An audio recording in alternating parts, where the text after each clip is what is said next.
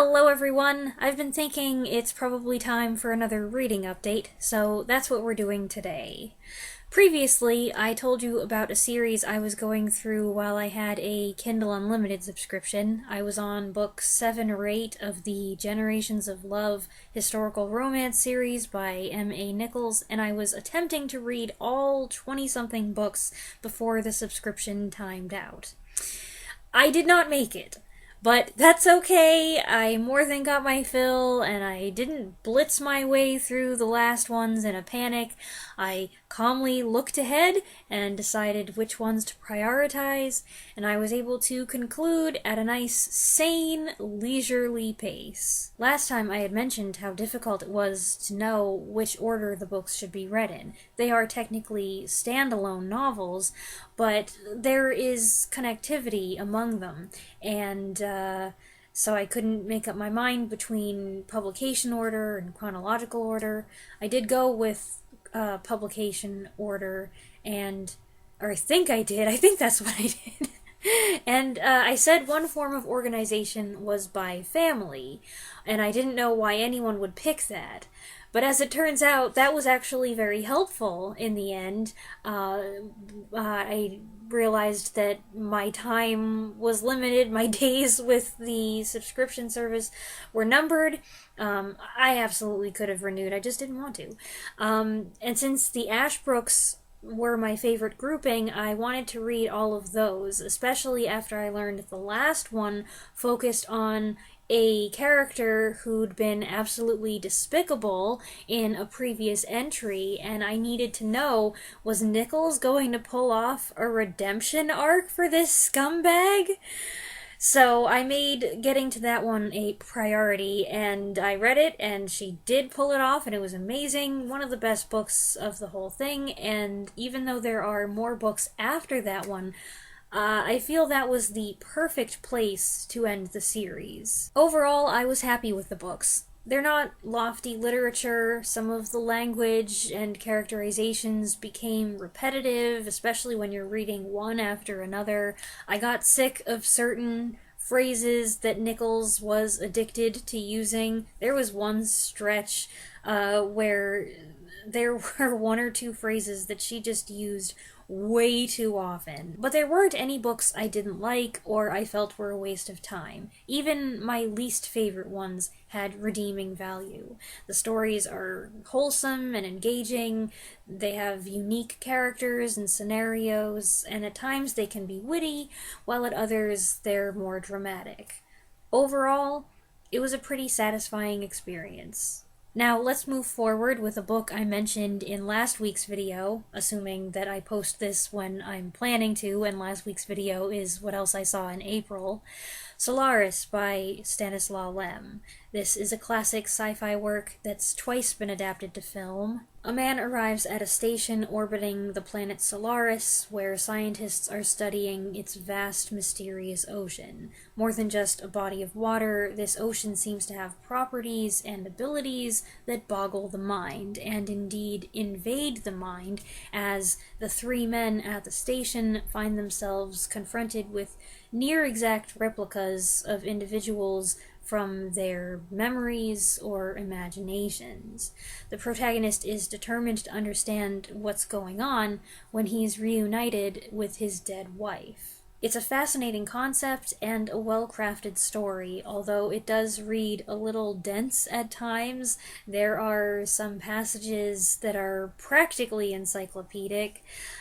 If the English translation of the original Polish is accurate, Lem came up with a brilliantly detailed and original world and entity. I did find the dialogue a bit clumsy in spots, and I figure that's because it is a translation. And I really liked the first half once I got my bearings. I struggled with the first couple chapters. I almost quit on the book a few times. Chapter 2 is almost entirely exposition. But then it picks up, and it had me. I was really enjoying it. And then in the second half, the story slows down and becomes even more obscure and existential, which isn't really my cup of tea. I don't prefer obscure and existential science fiction. I don't really crave the abstract. So that didn't appeal to me, but I did really like things in the first half. It's quietly tense and disturbing, communicating ominous hints of danger in the unknown. A couple months after I read the book, I watched the 1972 Soviet adaptation directed by Andrei Tarkovsky, and I shared my thoughts on that in my April collection of reviews. And I've put a link to that in the description if you'd like to check it out. Next up, I read The Dark at the Top of the Stairs by William Inge, which is a 1960 play that tackles a variety of domestic issues, all of them pretty depressing. Someone asked me years ago if I had seen the film adaptation of this play. I hadn't, I had never heard of it, and whenever I've looked for it, I haven't been able to find it. So eventually I opted to just read the play instead, since that was all I had, and I didn't care for it. It's bleak and angsty, and it struggles along until it reaches a resolution so half-hearted that it doesn't seem like a resolution at all. It made me feel like we'd barely fixed anything, and maybe we were going to end up right back where we started, which is miserable. Maybe I just wasn't in the mood for this, but I don't know, I just didn't I just didn't care for the characters, the subject matter, the themes. Initially I was surprised by the amount of innuendo and taboo suggestions, but then I realized the play wasn't as old as I thought. I thought it came out somewhere in the early 1940s, and it came out in 1960. Not that plays in the early 40s didn't have innuendo and taboo stuff, but not as much as in the 1960s. After that, I wanted something lighter, and I chose Allegra by Clare Darcy, which is historical fiction. A young woman named Allegra and her younger sister are cast adrift when their father dies and leaves his property to a distant cousin. They find themselves at odds with the relations who take them in, and after Allegra refuses an offer of marriage from her father's heir, she takes her sister with her to Brussels, where British and Belgian soldiers are preparing for a confrontation with Napoleon. Clare Darcy is one of those try this if you are a fan of Georgette Heyer authors. She was a fellow writer of clean and amusing Regency romances. I read one or two of her books years ago, and I finally ordered another from the library to try. I really enjoyed the first half. Dialogue was fun, main characters were engaging, especially this one character who spoke in run-on sentences and asides. Moving the action to the continent on the eve of battle was an exciting touch, and at one point, it even reminded me of War and Peace. But about halfway, the protagonist started to act really dumb. I don't mind a little obtuseness and obliviousness, but this was just too much. It was, infuriating. It was so obvious what was going on with the leads, and then the last 50 pages was just this wild goose chase that was silly and tedious, and I just felt like, end already. I'm still inclined to give it 4 stars out of 5, though, because of how much I enjoyed the first 60%. I'm gonna focus on that and just try to forget how annoying the second half was. My next pick was Think Fast, Mr. Peters by Stuart M. Kaminsky. Yes, that's a drawing of Peter Lorre on the cover. Set in 1942 and written in the style of hard-boiled detective fiction, this novel is number 13 in a series starring Detective Toby Peters.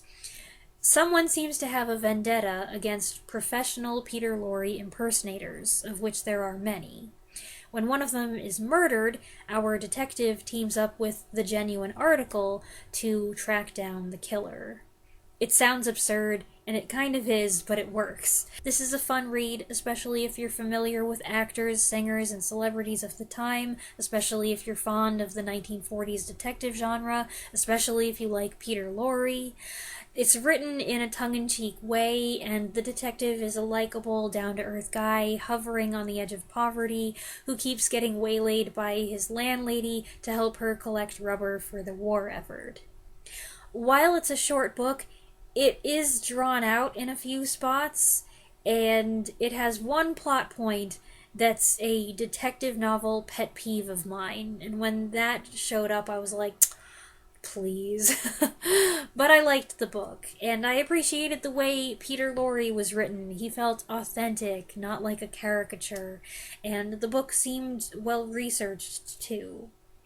Would I have had as much fun with it if I weren't fond of the time period and the style? Possibly not. Following that, I went for another mystery, The Decagon House Murders by Yukito Ayatsuji. In this Japanese homage to Agatha Christie's And Then There Were None, 7 university students go for a week-long stay at an island where a grisly group of murders occurred. These university students are members of a mystery club, avid detective fiction fans who adopt the names of famous mystery writers. What should be a fun vacation at a spooky place swiftly takes a sinister turn when they realize history is repeating itself and someone means to kill them all. A viewer told me about this book a little while ago, and I was very interested. I love And Then There Were None, and I so wanted to enjoy this. But I'm sorry, I didn't. I didn't find the mystery that interesting, the characters were flat, none of them felt like real people, and I was apathetic about their fates. I was already disengaged by the time the second one was murdered, which was fairly early on. It could be that there's a lost in translation factor that might explain why characters and dialogue sounded bland to me, and there's a good deal of repetition, but I don't think it's all just that, and the author uses a device that interrupts the flow, and this turned out to be necessary, but it was unfortunate. And Then There Were None is one of the greatest mystery novels ever written, so anything that tries to copy it is bound to be a pale imitation. But this fell even further short of my expectations. I'm sorry. Next, I read Moonraker's Bride by Madeleine Brent. This is set in China around the turn of the century. It follows an orphaned English girl who's been raised at a missionary orphanage in China according to Chinese customs. I don't want to say too much about the plot because I went in pretty cold and I loved this. It's got one exciting thing after another. I never knew where it was going to a certain degree. There's lots of adventure, there's mystery, eventually there's some romance, there's even action. The writing was detailed, the heroine is likable, she is a bit of a Mary Sue, but she's not insufferable. There were only a couple points where I was like, oh, come on, of course she did that. But it was funny. I could say that it had some predictable twists that I began to guess certain things about the plot, but the reality is I was hoping these things would happen, and so I was delighted when they did. It was packed with interesting entanglements, and there were no slow spots or periods where it lagged or went in a direction I didn't like, and it ended up being one of my favorite reads of the year thus far. And I would definitely read more from Madeleine Brent, which I discovered after the fact is a pseudonym. The real author is Peter O'Donnell, yes, a man, author of the Modesty Blaze adventure story strip, which ran in newspapers for 38 years. I'm not familiar with it, but it seems to be a famous thing.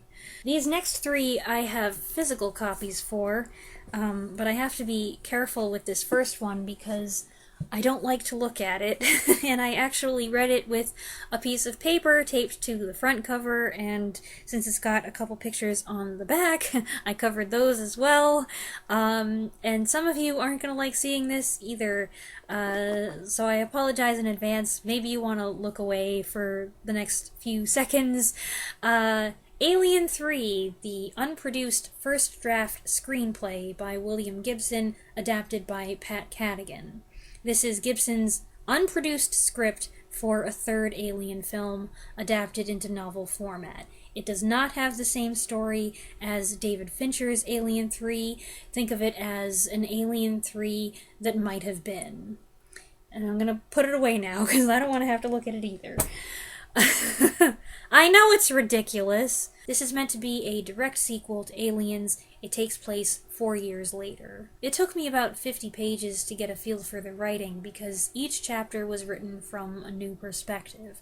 And that's quite a lot of people to meet at once, without knowing who's going to stick around, who's going to turn out to be important, and who's going to just be there for a little bit and then get killed.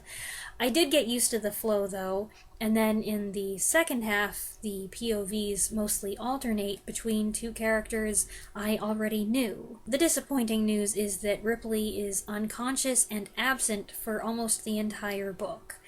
However, if you really like Corporal Hicks and you think he should have gotten a second installment, you're in luck, because this is his story. Same with Bishop, and Newt appears in a few chapters as well. I watched Alien 3 last year, and while I can list at least 4 things about it I think were excellent, I wasn't keen on the movie as a whole. In a way, I liked this better.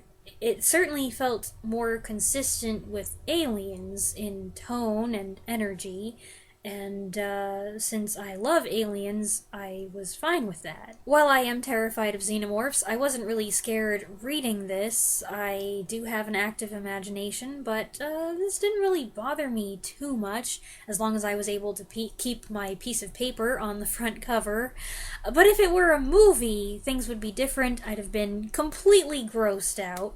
The aliens here adapt in alarming ways, and the result is some serious body horror. It was nasty enough to read about. Seeing it depicted on screen would probably make me feel nauseous. There was one point where I was telling my mom about this stuff, using all the details, and I was like, if we were watching this movie, we might have shut it off. As far as originality in plot goes, everything after Aliens seems to have the same idea, basically. Mutation, cloning, hybrids. And you could see where this was headed a mile away. Which does make me feel a little apprehensive about the other Alien novels I've got on my bookshelf, but we'll see. What surprised me, but I liked, is how clever and, I'll say, lighthearted the writing is at times. Corporal Hicks carries the brunt of the story, and while he is contending with some tamped-down PTSD, he's also relatively optimistic and good-natured. He's got a resilient sense of humor that pulls him through, and that's a trait he shares with Bishop, despite his artificial person status. And they both also do whatever they can to help others first at their own peril, and that makes them good heroes. I did hear about an audio production of an Alien story with Michael Biehn and Lance Henriksen coming back to voice Hicks and Bishop. I don't know if that's an adaptation of this screenplay or not. I should probably look that up before I post this. Editing Weaselberry here. It is an adaptation of the same material produced by Audible for the 40th anniversary of Alien in 2019, and yes, it brought Biehn and Henriksen back to voice their characters. This book was published in 2021, by the way, and the Gibson script was also adapted into a 5-part comic book series. All in all, I thought this was pretty good. It's an interesting exercise to read it and compare it to the various movies and think about what might have been, and it's a decent read on its own. I might even read it again someday. Next up is this big boy, Our Mutual Friend by Charles Dickens. The main story has to do with a will, an arranged marriage, and a body pulled out of the water, but it all boils down to money. Who wants it, who has it, what they do with it, and how it changes people. I have been meaning to read this for years and years. I saw the 1998 miniseries back in the mid-2000s and loved it.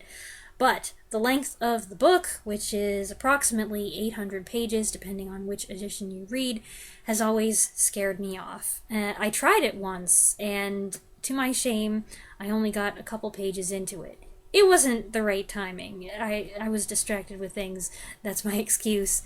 This time, I persevered, and while I was a little out of practice with Dickens, and there were a couple points where I struggled, the more I read, the more I got used to it. And then there were parts that flew by. I do own my own copy of this, but it's part of this little antique collection of Dickens I have here that I got from my grandfather's house. It's not a complete set. I've only got 5.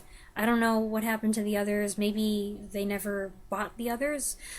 Each volume has 2 works in it, and Our Mutual Friend is paired with Great Expectations. That was what I tried to read the first time, and it just didn't work out. It's old, it's brittle, it's antique, and I want to take good care of it.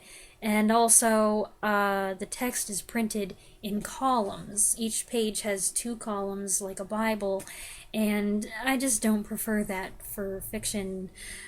So, this time I just ordered a copy from the library. This is not the edition I had requested. I asked for a Penguin edition that had purple, a scene of water that was all purple. It looked really pretty, and it had a longer page count. But this is what I ended up with, and I didn't really like it. It's 800 pages, just the story alone, and it's got the illustrations, which is nice, but it also has very small font. I'm trying to find a page that I can hold up. It's very small font. I don't know if you can tell how small that is. And it's also the kind of printing, and I found that with other Penguin Classics editions, where if you read with your fingers over the ink, and maybe your fingers are a little damp, a little sweaty, you can pick up the ink, and then you end up getting it on the paper. Can you see that? I didn't do that. It came like that. But I saw it and I was like, uh-oh, gotta be careful with this one. And I was, because I don't like getting, it's like getting newsprint on your fingers. Nobody does newspapers anymore, but I remember when we used to get a newspaper, and yeah, it's gross. So, wasn't a fan of this edition. But I loved the book itself. I believe this was the last novel Dickens completed before his death, and it's one of his best. The narrative is rich with diverse conflicts and complex relationships, and as always with Dickens, it's populated with colorful and outrageous characters, some of them delightful, some of them horrible, all of them memorable. I did glance at some reviews on Goodreads after I read it, and I noticed some people commenting that they thought this was very different from his previous works, and it didn't even feel like Dickens.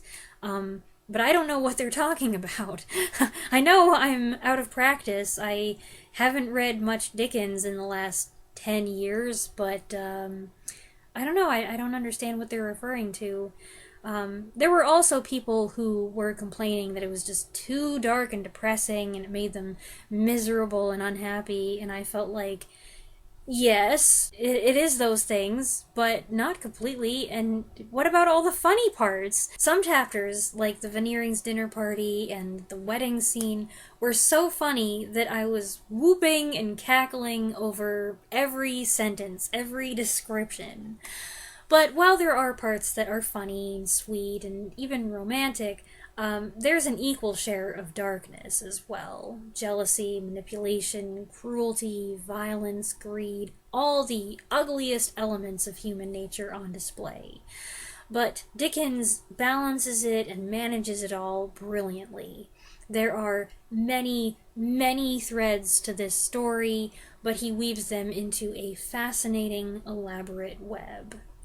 There was so much here that when I finished it, I almost felt like going back to the beginning and just reading it again. I didn't do that, but I wouldn't be surprised if I do read it again someday. I would just pick an edition with slightly larger font. I do have the miniseries, and I intend to rewatch it and review it at some point in the not-so-distant future. Last one for today is Doctor's Orders by Diane Duane. This is a Star Trek book published, I believe, in 1990. During a routine mission to make contact with an unknown planet, Captain Kirk gives temporary command of the Enterprise to a reluctant Dr. McCoy while he beams down to the surface. But what should have been a brief, amusing stint takes a serious turn when Kirk goes missing and Bones finds himself stuck in command with conflict on the horizon. I really enjoyed this. I can't remember how I came across it, but I found it online and was like, a Star Trek book starring McCoy where he ends up in the captain's chair? I want to read that! And so I put it on my wish list, and my brother got it for me for Christmas. This was a very fun read, and I think it would have made a great episode of the original series. The new alien species are interesting, and the action is exciting, and I struggle sometimes reading action scenes, but I thought these were pretty easy to follow. Most importantly, the characterizations and interactions were spot on. Dr. McCoy is my favorite original series character, so I loved that he got to be the main character for once, and I found myself laughing over the dialogue many times. This was great. And that brings you up to date with what I've been reading in the past few months. I hope you enjoyed this video. Let me know what you think in the comments below, and I'll be back next week with another video. Thanks for watching.